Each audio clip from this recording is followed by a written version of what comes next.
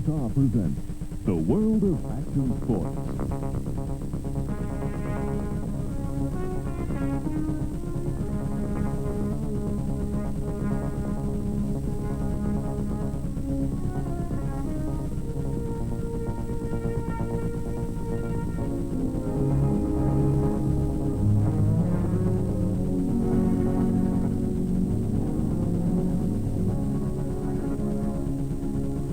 Ce film de 45 minutes n'est pas destiné à un public sensible ou aux personnes n'aimant pas voir les événements tragiques qui se passent dans le sport automobile.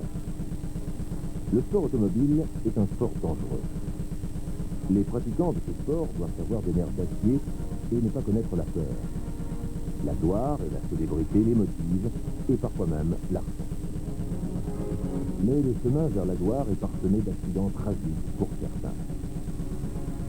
Tous les accidents ne sont pas fatals, mais certains le sont. Ne nous en veuillez pas, si vos nerfs sont mis à rude épreuve.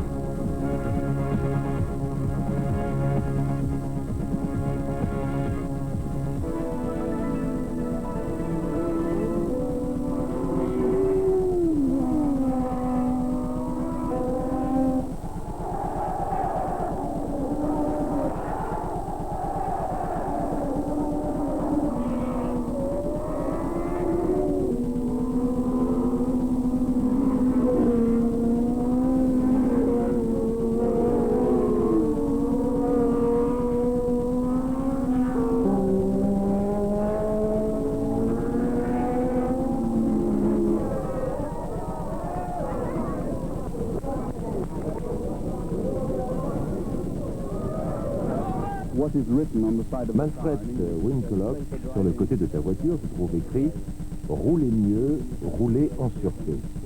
Cette saison, tu as participé à 3 courses et tu as eu 3 accidents très alarmants. Le premier eut lieu à Kracks, et que s'est-il passé? Après le départ, je me trouvais en 5e ou 6e position derrière Chico Serra. J'avais fait d'aussi bons chronos que Warwick et Brian Hanson.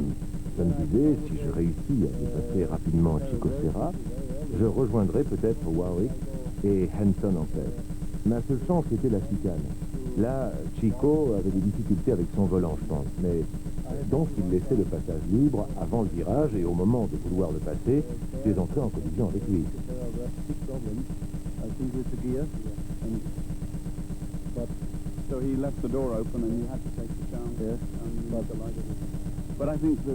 Ton accident le plus spectaculaire eut lieu sur le Nürburgring, lorsque tu volais en l'air sur la Flugplatz.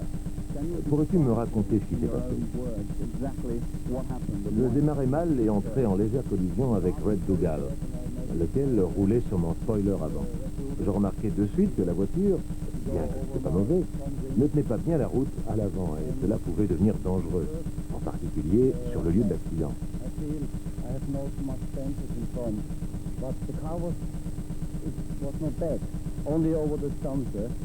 And I think the danger in this part, in this special part. The next lap I go carefully, in the third lap I go carefully, the fourth lap the same. J'étais donc très prudent dans les 2e, 3e et 4e tours, mais soudain la voiture saute en l'air et je ne parvenais plus à maîtriser la voiture. And I have no chance, no control over the car. And I think now it's very dangerous. And all the other... Cela ne m'est jamais arrivé auparavant et ce fut mon premier accident important. Tous mes autres accidents étaient de peu d'importance.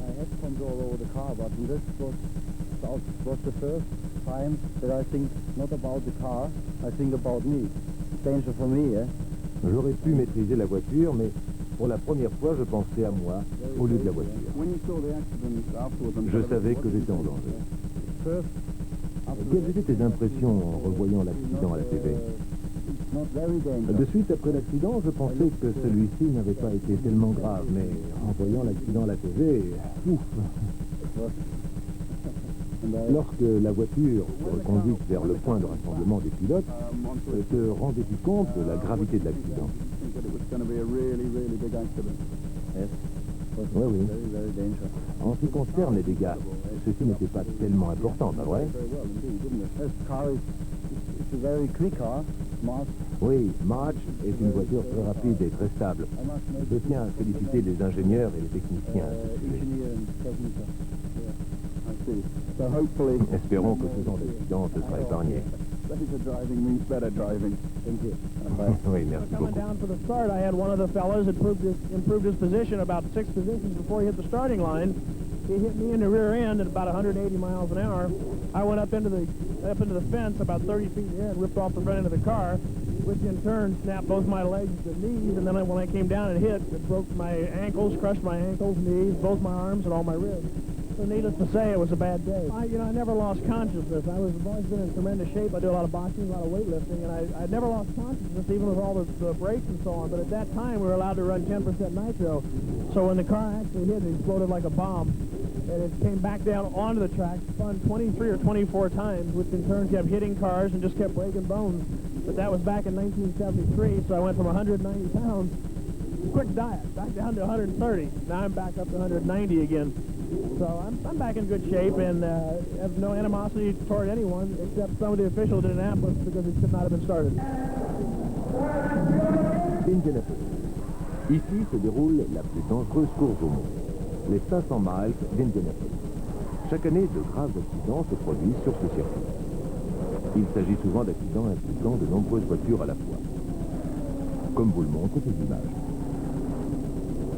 Cet accident s'est bien terminé. Tout le monde en est sorti vivant, ce qui n'est pas toujours le cas.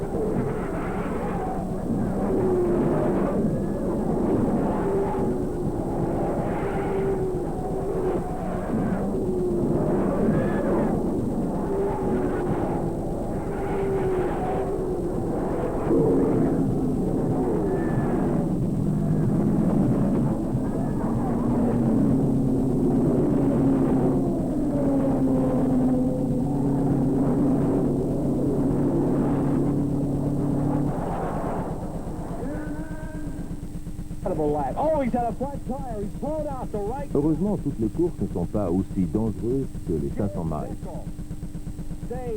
Ces courses de camions sont seulement spectaculaires.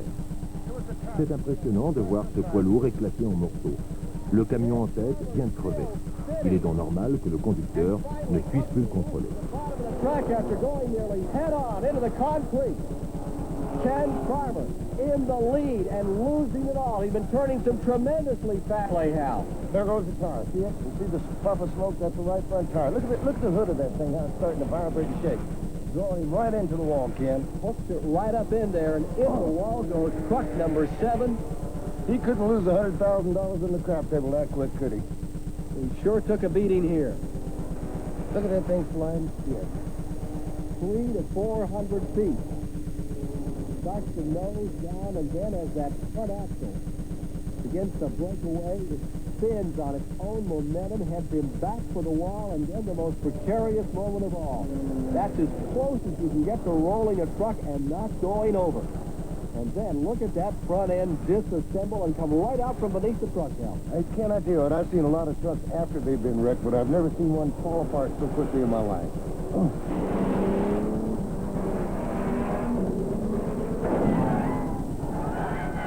Les 24 heures du Mans ont également une triste réputation. En 1955, l'accident le plus grave du sport automobile qui est déroulé. L'anglais Mike Hawthorne, conduisant une Jaguar, faisait obliquer le français Pierre Levègue en Mercedes sur la ligne droite avant l'arrivée. Levègue entrait en collision avec la balustrade. Sa voiture explosa immédiatement. Le moteur et d'autres débris tombèrent dans la tribune et plusieurs spectateurs furent tués ou blessés. La panique fut grande. Le Weg est mort brûlé. 85 spectateurs furent tués dans cette course tristement réputée. Mercedes retira ses voitures de la course et mettait fin à ses activités sportives peu après. Someone had ripped off a piece of a advertisement sheet on the other side of the track and tried to put out, the body was on fire, tried to extinguish the fire. I know Phil Walters, who was right behind and saw just after it happened, and was very much closer. He just came in and that was it. He just couldn't drive again. He actually lost everything he needed for a week, and he just had it. He said never again.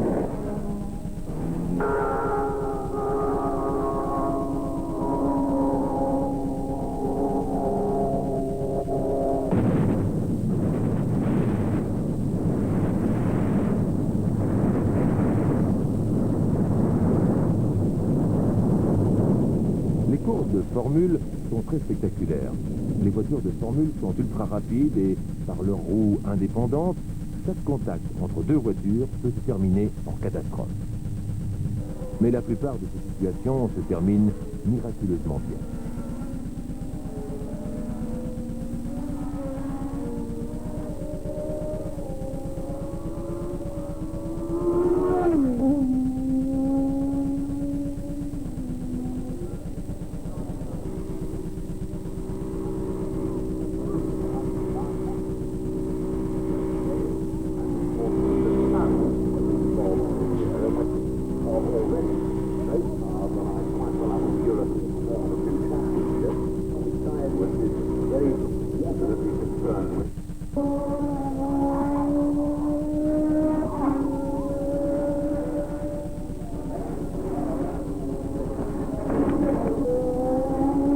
Les responsables du circuit, qui s'occupent de la sûreté des pilotes, s'exposent également au danger. Voici les voitures d'Emilio De Villosa sur le circuit de Silverstone, qui est mise à l'abri. Quelques secondes plus tard, se déroule sur la même place une collision entre Rupert Keegan et David Kennedy, qui les fait tourner sur le circuit. Les responsables du circuit ont certainement dû avoir peur.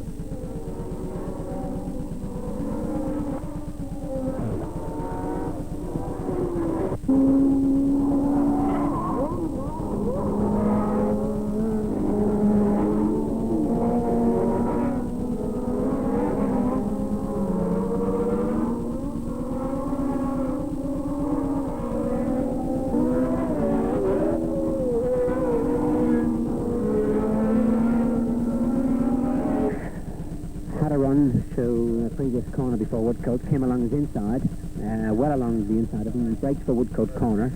I was on the inside, our cars touched, both of us spun off, ended my race. Whose fault do you believe it was then, coming in at Woodcote there? Well, I've heard Rupert saying that we've been banging wheels and doing whatnot. Well, I had never touched his car all during the race, and he's prone to blaming everybody, well, blaming everybody except himself. I feel I had the inside, and the inside line is the right line in motor racing. Well, the orange car, Darrell Waltrip, 11 on the... Le public américain est très friand des courses de stock car. Étant donné qu'il s'agit de voitures spéciales et que le pilote porte une sorte de cuirasse en métal, ces courses sont relativement sûres. Mais elles sont toutes spectaculaires et dramatiques.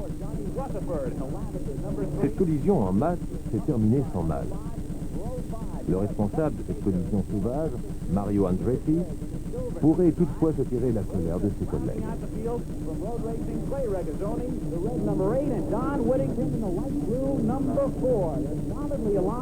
The pace car pulling into the pit road, 100 miles, the IROC final. The leader coming in is Darrell Waltrip, and we've got the green flag with Bobby Allison on the outside, heading into turn number 1. Waltrip inside, dropping back to the turquoise car of Gordon Johncock, losing a couple of spots. He's back in 5th place. But right now, you've got Waltrip and Allison side by side as they head down the backstretch at Atlanta. So Bobby Allison and the blue car there head-to-head with Darrell Waltrip. But the man you're looking at there, quite frankly, the white car is Neil Bryant. He made a sensational start and got himself into on the track.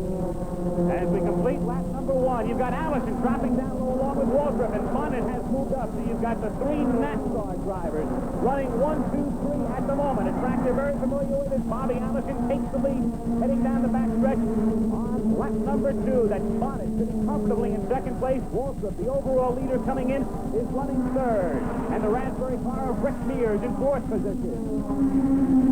An attempt going through turn 3 here. They're not going to be taken because, of course, the racetrack looks pretty wide, but there's really only one groove round there. There's bumps around that corner. It's got to be very careful. Mario does it! We have big action. Big action.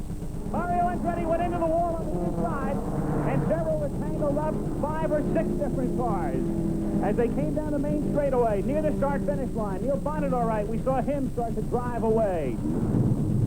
What terrible carnage right at the beginning of this motor race. Mario Andretti still in his race car. Buddy Baker, he seems to be okay. He's walking away from the car. The car ahead of everybody is Bobby Allison. The white car is Neil Bonnet. The orange car is Darrell Waltrip. The black car is Mario Andretti. Now watch Mario. He sweeps out behind Darrell Waltrip right now, and as he does so, he tips the back end of Waltrip's car. He slashes in there to Neil Bonnet, the white car. And then Mario goes straight across the racetrack, collides with the inside pit wall. The hood flies off immediately. The windscreen comes out as well. You can see the turquoise car there. That's Gordon Johncock. He's crashing into Mario Andretti there. The mustard-coloured car is Bobby Unser. The yellow car is Buddy Baker. That silver car right there heading for the yellow car, that's Peter Gregg, and he smashes very heavily into the yellow car. So, in fact, Gordon Johncock there, he is in the turquoise car. He's weaving his way through the traffic there, doing a great job at staying away from major trouble. He just touches the car of Darrell Waltrip. He, in turn, smashes into Neil Bonnet, and that starts this amazing wreckage. Amazingly, not one driver was injured. An impressive thing for me as another driver. Mario Andretti came out of his car and admitted very openly to Chris Economaki that it was his fault.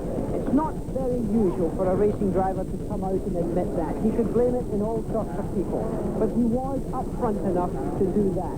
During the accident, we had a camera inside the car of Gordon Johncock and a microphone. Let's just look at this, because it's an amazing sight at what a driver has to do in an accident situation.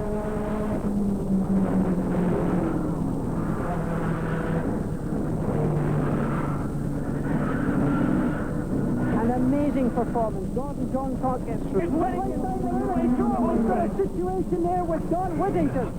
Don Whittington hitting the outside wall. Don Whittington still spinning and into the inside retaining wall. A hard blow for Whittington there. Don looked like he started to slump over the wheel, but no, he apparently is all right. Right now, look at that. The tail end gets loose coming round turn 4. He collects it. He does a very good job. It goes into a tank slapper, as you would describe it in a motorcycle. And right there, he hits heavily. The car comes right off the ground in the back end. He goes along that wall, seems to hold it in, but the car's not being able to steer. As you can see, there's very little steering left. But watch this impact. Look at the driver.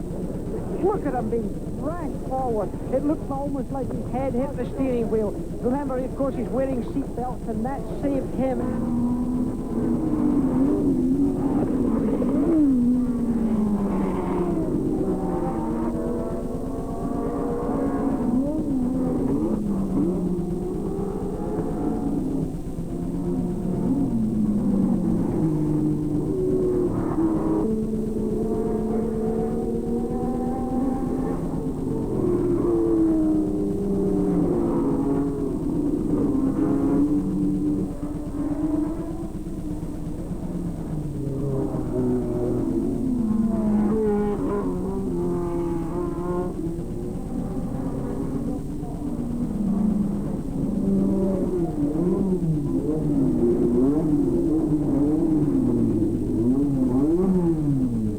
Lors de cette course de sport automobile à Brent Hatch, en Angleterre, le Britannique Martin Raymond a trouvé la mort. Après avoir dépassé une voiture et avoir pris la 3e place, la transmission de sa chevron lui donna des problèmes. La voiture s'arrêta sur le circuit. Raymond sortit de sa voiture pour vérifier. Un autre participant perdit le contrôle de sa voiture et entra en collision avec la chevron stationnée. Il heurta le malheureux Raymond. Celui-ci fut tué sur le coup.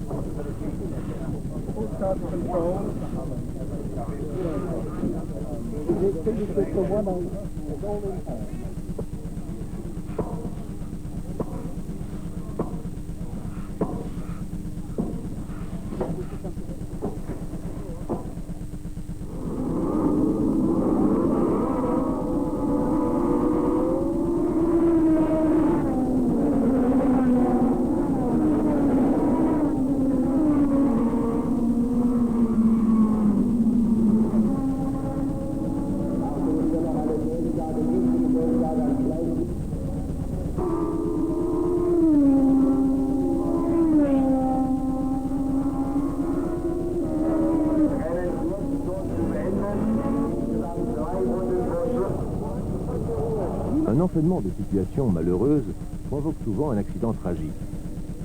Ce n'est pas toujours la faute des pilotes. La mort de l'Autrichien Markus Oettinger, à l'âge de 23 ans, au cours d'une course en Formule 2 à Hockenheim, vous le démontre.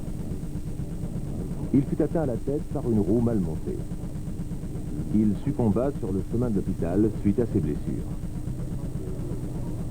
Ce genre d'accident est assez rare, mais tout est possible dans le sport automobile.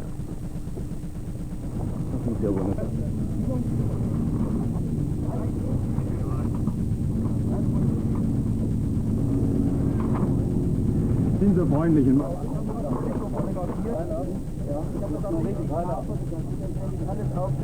was machen wir dann im Faktor? Die Aufnahmen mache ich gleich wieder fast weiter.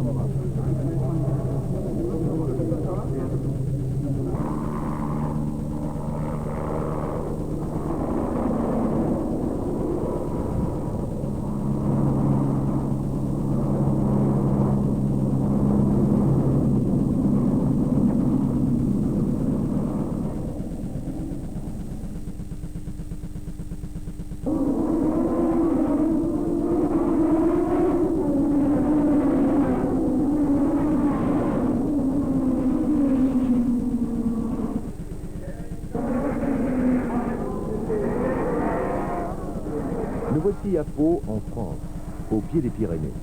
Le circuit se situe dans des rues étroites et très dangereux. Chaque année, le groupe de Formule 2 organise une épreuve en vue du championnat européen. Les images qui suivent vous montrent à quel point ce circuit étroit est dangereux. En Formule 2, la lutte est très sévère. Les champions du monde de demain roulent dans cette catégorie. Et leurs prestations dans cette catégorie leur garantissent une place convoitée dans l'une ou l'autre équipe renommée en Formule 1.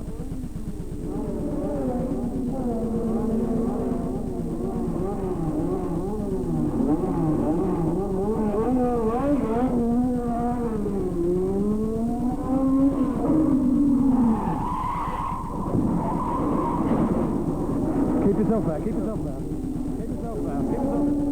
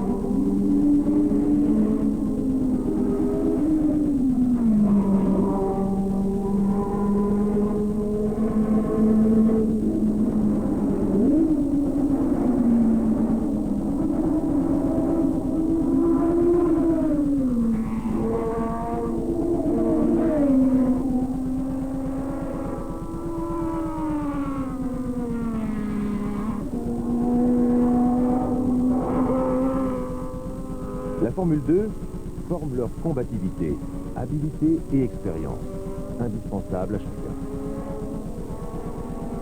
Les images suivantes ont été prises pendant les courses en Formule 2. Et vous voyez que cela chauffe.